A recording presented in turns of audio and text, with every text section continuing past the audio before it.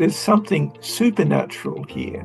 You don't get a burst of light. Even the carbon daters said, you don't get radiation from a dead body. But that's the whole point. You did from this body. That's what the evidence indicates. There was a big trade in relics in the Middle Ages. Somebody just got a bit of linen, faked it up and flogged it, as though it was the easiest thing in the world.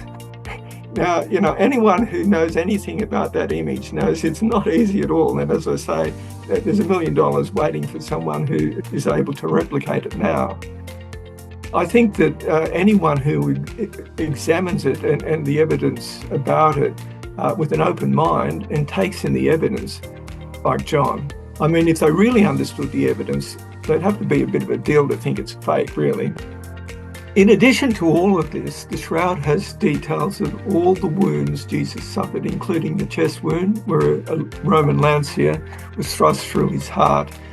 Hundreds of scourge wounds cover the whole body, front and back, and they were made by 3 separate Roman scourges, unknown in the Middle Ages, but confirmed by modern archaeology.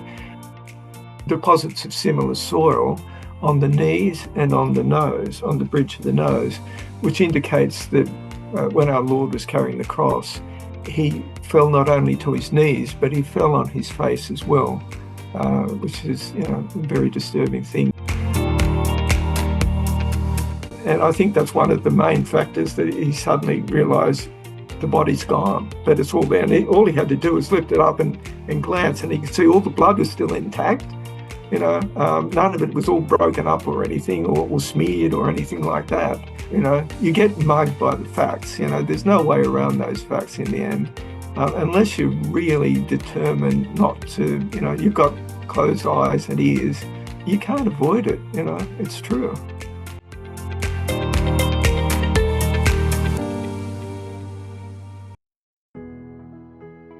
Hello, I'm David McGrath, producer of Movies and Music channel on Vimeo and co-founder of Eternity newspaper.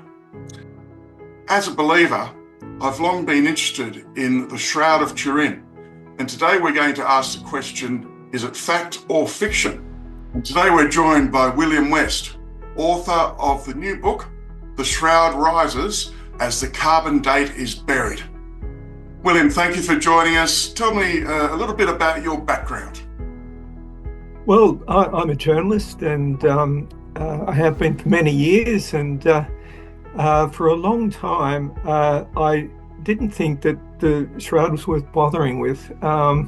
Initially, the thing that sparked my interest was the first documentary that was made about the Shroud, called The Silent Witness. It was a big thing at the time. It won a British Academy Award, a BAFTA, and was given a run in Australian cinemas and in Britain and the United States in 1979. The film offered quite a bit of evidence for the Shroud's authenticity, but then a few years later, in 1988, the carbon dating came along, suggesting the Shroud was a fake from the Middle Ages. Like most people, I accepted it. I didn't know anything about carbon dating, but it sounded so, scientific and final. You just swallowed it, and I know a lot of people who did that. So I didn't give the Shroud another thought for many years. But then 7 years ago, I saw a poster of the face on the Shroud in a Catholic bookshop. I've got to say I was surprised that some people were still promoting it, because I thought to myself, heck, it was carbon dated. But, one of the questions I had to face right along was, what's carbon dating all about, really, and how sound is it?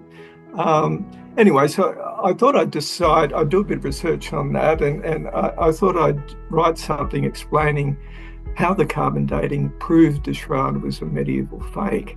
The first thing I did was join the US Committee for Skeptical Inquiry.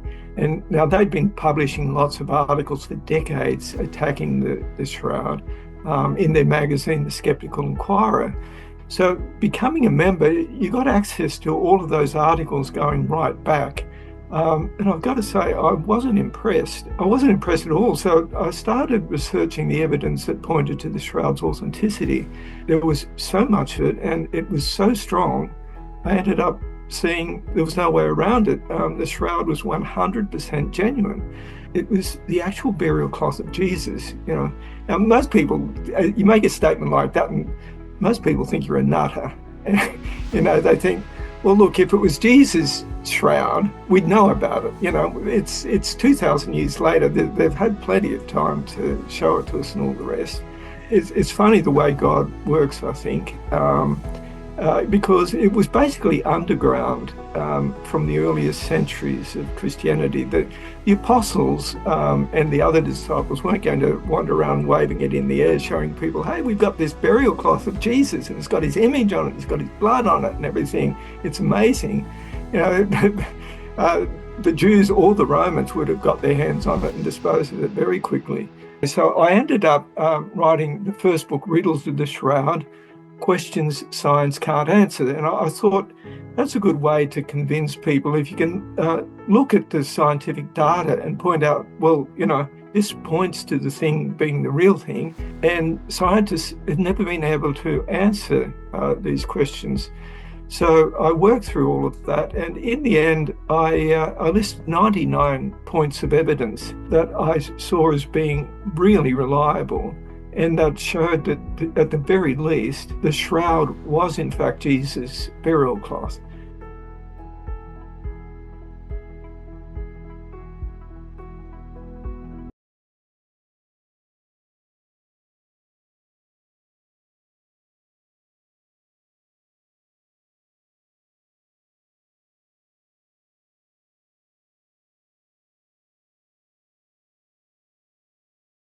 William, for newcomers to this topic, what is the Shroud of Turin and why is there a debate about it? Well, one of the most important things to know about the shroud is that it's the most researched artifact in history, and no one has ever been able to work out how it was made or how it could be replicated even today. The director of that movie that I mentioned, The Silent Witness, David Rolfe, he's actually a former atheist who was converted to Christianity by the shroud, has offered to give $1 million to anyone who can replicate it. It's a lot of money, but I think he knows his money is safe, and certainly after 3 years, no one has dared to come forward and try to claim the money. What is the shroud? It's a long linen cloth. It's 1 metre by 4 metres long, roughly, carrying the image and blood of a Semitic-looking man, front and back, who was crucified just as the Gospels state. All the Gospels mention the shroud that Joseph of Arimathea bought to bury Jesus in. According to the Gospel of John, that shroud led John himself to believe in the resurrection. As John's Gospel states, he saw and he believed. That word saw, I don't think he just glanced at it and thought, oh, well, I believe.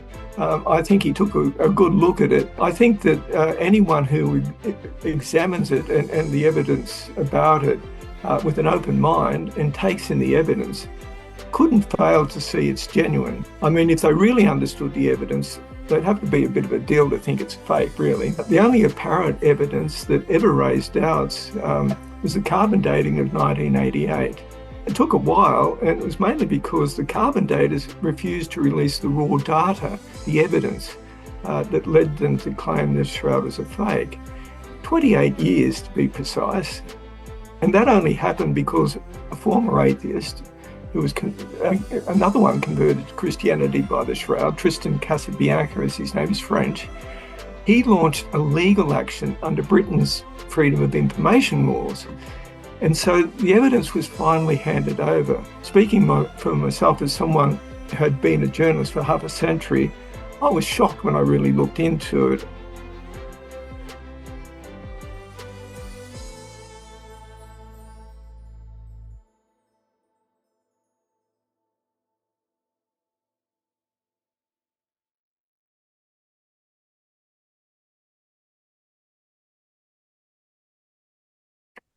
William, you say that the new evidence for the Shroud of Turin being real, being authentic, says that it proves Jesus' story. Now, that was a long time ago. Why does that matter today? Well, I think it matters very much because so many people today seem to lost their faith, not just in Christianity, but in the supernatural in general. Um, they've been misled into thinking science explains everything. These days, many Christians don't even seem to believe in miracles, and that's a big mistake, entirely contrary to the evidence. As I point out in The Shroud Rises, the evidence for miracles has never been stronger. Despite this, some people even think the New Testament account of Jesus' life, particularly his resurrection, is just a story. But that's certainly wrong. So many of Jesus' followers gave their lives, as you know, rather than deny Jesus' resurrection. Their martyrdom still offers overwhelming support for Christianity, and so does the Shroud. In fact, I'm convinced the Shroud offers the most compelling evidence, apart from the Gospels, about Jesus' life, death, and his resurrection. So I think it's important that most people know about it, particularly when you reflect on the mess we're in the world today, the wars, the crimes, the poverty, selfishness, and materialism. It's a mess. You can't imagine how it could be put right without the light Jesus provides.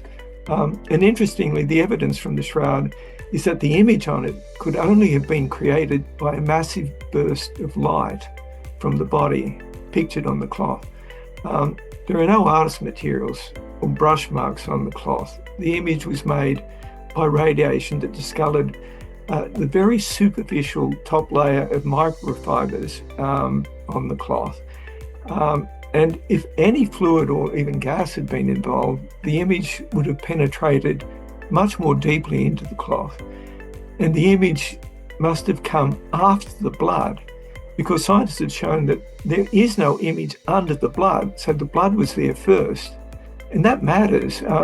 It matters that people know about that.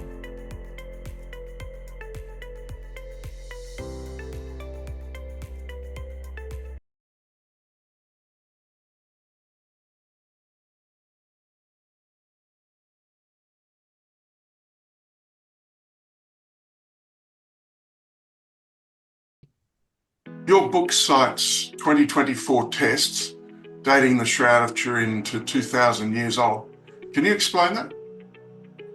Well, those dating results were first announced in 2022.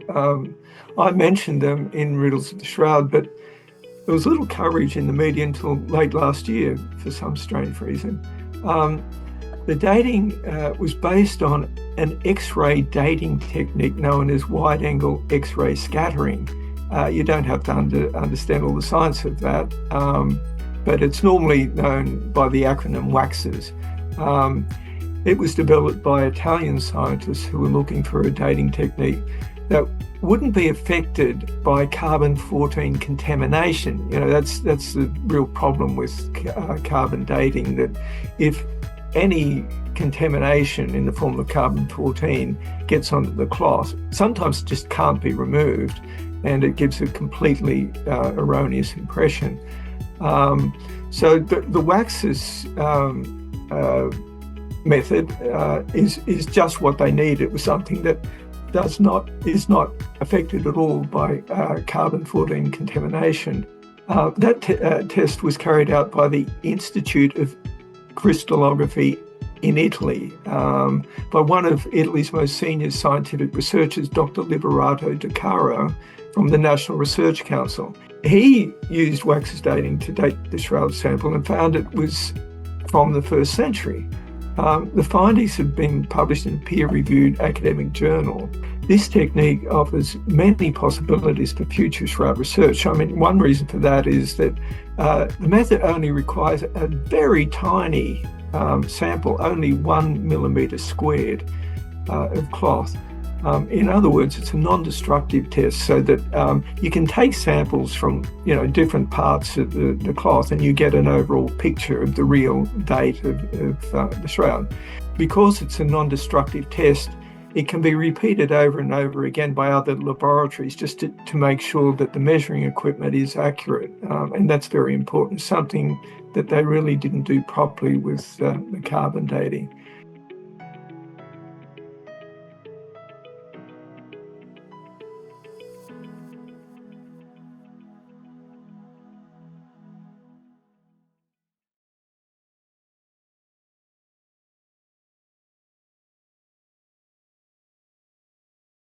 Another prominent shroud researcher, Michael Kowalski, who's written widely about the shroud, he's actually a member of what they call the Shroud Science Group, and that's well over 100 scientists from all over the world, including skeptics, who tend to vet new research and make sure that it makes sense.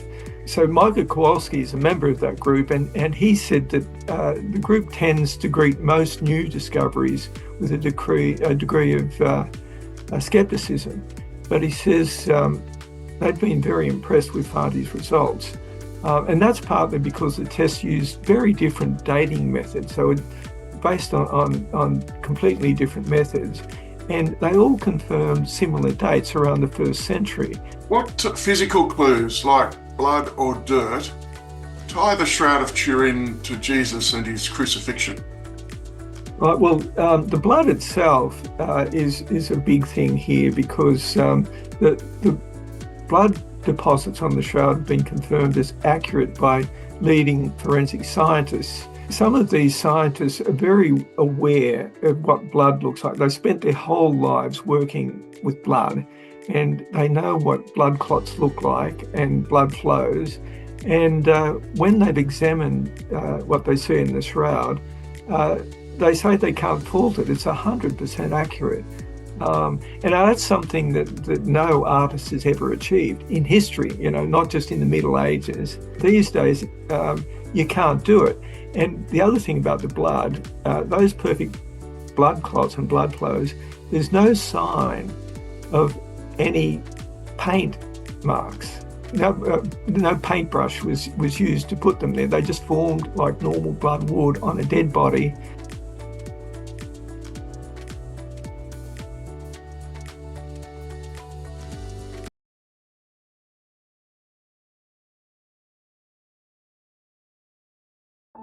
They found microscopic deposits of soil on it, and the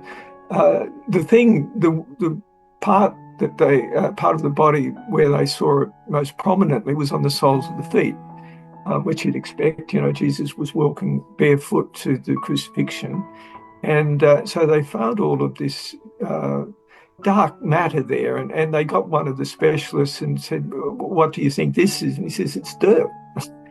And they said, "Oh, okay, well, we'll have to have a closer look at that." And they then took a much more careful look at the whole shroud, and they found similar deposits of similar soil on the knees and on the nose, on the bridge of the nose, which indicates that when our Lord was carrying the cross, he fell not only to his knees, but he fell on his face as well. Which is, a very disturbing thing. They took those soil deposits to some of the world's leading experts and had them analysed, and they all agreed that they had the chemical fingerprint of Jerusalem's soil. There's a special type of soil in Jerusalem. It's a limestone, an aragonite limestone that's very rare. And it matched it perfectly. Another thing is that the pollen evidence. This was pioneered by a fellow named Max Fry, who actually introduced pollen evidence into the work that he was doing. He was in criminal work in Switzerland. So he found a lot of pollen on the cloth, and he discovered that a lot of it came from Jerusalem. And it not only came from Jerusalem, but it was pollen from flowers that only bloom in spring when Jesus was crucified. Went to some of the leading experts in Israel, and they were academics working in the local universities there, and they confirmed what he'd found, that these pollens were definitely from Jerusalem. Now, in addition to those pollens from Jerusalem, there's a whole journey. When you put the pollens together, it confirms a journey from Jerusalem through Eastern Europe up to Constantinople, and then across to France, where the shroud first showed up in Western Europe, and then down to Turin itself. So the picture from the pollen is very, very clear. In addition to all of this, the shroud has details of all the wounds Jesus suffered, including the chest wound, where a Roman lancier was thrust through his heart. Hundreds of scourge wounds cover the whole body, front and back. And they were made by three separate Roman scourges, unknown in the Middle Ages, but confirmed by modern archaeology.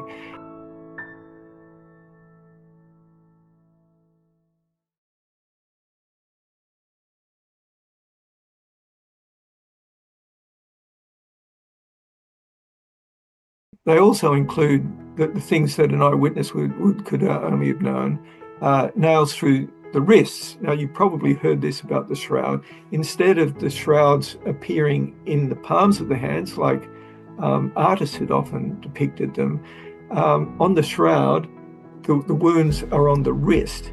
Now, the scientists have shown that nails through the palms of the hands wouldn't have held the body. The body's too heavy. They had to actually pass through the wrist. Now, the other thing is that because they pass through the wrist, they also pass through the median nerve. Now, the median nerve causes the thumb to flex inwards into the palm of the hand. And you'll see on the shroud itself that there are no visible thumbs. There are just the four fingers, which is an important detail, of course. Going through the wrist and through the median nerve would have caused extreme pain. They say it's the most extreme pain that a human being can experience. And to experience for even 1 second, it's an absolute agony. Well, as we know, our Lord was on the cloth for 6 hours, and that's 21,600 seconds. It's just an amazing torture. It's unthinkable suffering. And one of the things that strikes me about that, Jesus was very special in that he had the power to come down from the cross and walk away from the crucifixion, unlike any other human being who was ever crucified or suffered torture. But he stayed there, and he carried that unbearable suffering to make up for all of humanity's sins. How does science explain the image on the shroud? Well, that's the thing, really. Science can't explain it for many reasons. The thing that first attracted the attention of modern science was the discovery that the image has photographic qualities. It's a high-resolution photo-like image. When the first photo was taken in 1898 by a photographer named Secondo Pia, he discovered the image on his negative glass plate was actually a positive photo-like image, carrying extraordinary detail, particularly on the face. Even medieval artists knew nothing of photography at that time. Its creation was still hundreds of years into the future. And part of the detail, you get details like the right eye line. The right eye line is very clear and straight if you look closely at the shroud image, but the left one is actually broken. It's got this weird broken shape, and if you look closely, that's because there's a huge swelling underneath that eye on the left that's pressing up against the eye. Pathologists say that if the man on the cloth was alive, he wouldn't have been able to open that eye because the swelling was so large.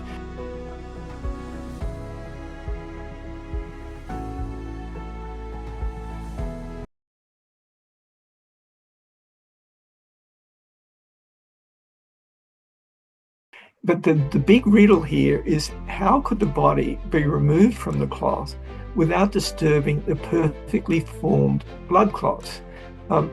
As we all know, if you've had a Band-Aid or a bandage put on a bloody wound and then it's taken off, if it's taken off when the blood is still liquid, it'll smear.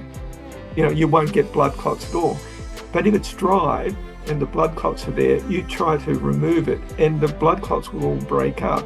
Well, the fact is, with the shroud, those blood clots are all perfectly intact. There's no smearing and there's no cracking of the blood. And the only conclusion is that in some mysterious way, the body had to dematerialize, leaving the cloth to collapse, falling through the disappearing body. And it was that collapsed cloth that the apostles Peter and John found in the tomb on Easter Sunday morning. And that's when, of course, John, who was probably there with the women when they dressed the body, when they they put the shroud over, and they wound another piece of cloth, which appears to have been sewn back onto the shroud that we have now on the side. They wound that around the cloth. Now, when John walked in on Easter Sunday morning, what he discovered was that cloth was all still perfectly intact. It had just collapsed down with the other piece of cloth wrapped around it, still where it had been when they dressed the body. So that's an astonishing thing, really. He'd left the body with the blood had soaked in. Suddenly there was this undisturbed blood and an image as well, and it all happened inside the cloth while the other strip was wrapped around it. There's something supernatural here. You don't get a burst of light. Even the carbon daters said, when they were trying to defend themselves, after some of these questions were raised, they said, you don't get radiation from a dead body. But that's the whole point. You did from this body. That's what the evidence indicates. What's next for Shroud research? Well, this is a subject that I've thought about a lot. I really think that the final frontier for the Shroud is about how the good news about it can be spread more widely, especially to people who are not all that interested in science. There are a lot of people like that. Not too many people these days all over the world study science beyond the age of about 16. And so you've got to try to reach out to those people. Most of the conversation about the Shroud has been about the science, and it's largely a conversation that scientists have had among themselves. I think it's time for ordinary people to join the conversation, mindful of the main scientific findings, but just to reflect on what it all means. If you can get the word out, get the information out to everybody, and I don't mean just different Christian denominations. I mean Jews and Muslims and agnostics, atheists, and everyone else. The Shroud has already converted many individuals of all kinds, and some former atheists and Jews are now the most enthusiastic promoters of the Shroud. And many Christians who were formerly lukewarm in their faith have undergone a rebirth and developed a new fervour for spreading the good news, not just about the Shroud, but the good news of the gospel. So I think that's absolutely critical.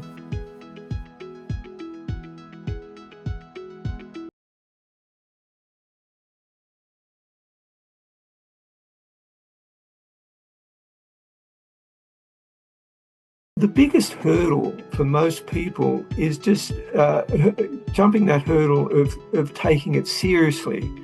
Some people just sneer and say, this is obviously rubbish. It's like saying, hey, mate, the world really isn't round, it's flat. They say, well, I'm not going to go down that track. But if they can suspend their disbelief a little bit and look at the evidence, hopefully they have the same experience that I've had and many other people have had. You get mugged by the facts. There's no way around those facts in the end. Unless you're really determined not to, you've got closed eyes and ears, you can't avoid it. It's true. William West, author of The Shroud Rises, As the Carbon Date is Buried. Thank you very much for your expert overview and for joining us today. Thank you very much, and it's been a real privilege. Thanks for your time.